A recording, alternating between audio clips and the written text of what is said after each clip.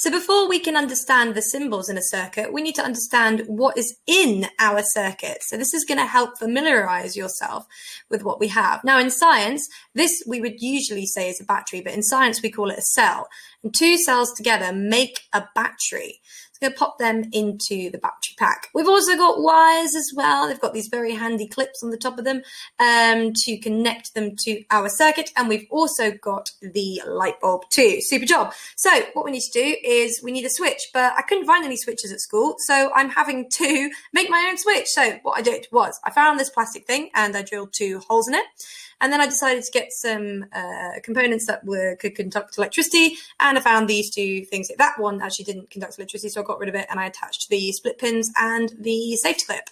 So I put the split pins through the middle of the safety clip and I then attached them to the holes in here to create my switch, so it would be on and off.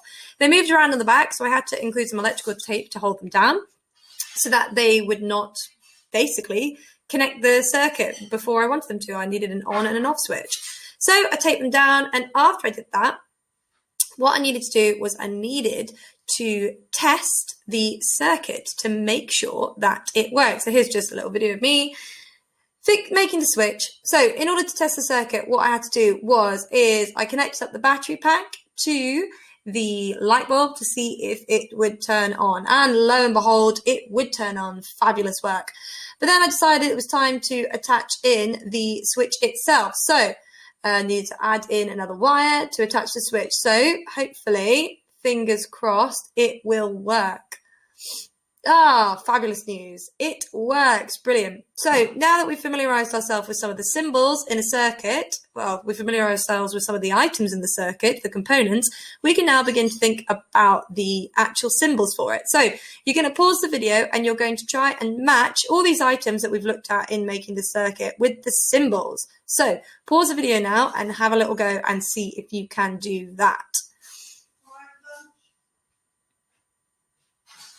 And then here we have the answers. And as you can see, the switch that we have at the bottom is the open switch, not actually the closed one, which is why that's kind of the odd one out. These are really important that you memorize these because you're going to be using these in the lesson, okay? So how many did you get right? Did you get them wrong? Try and remember them as best you can. Head on over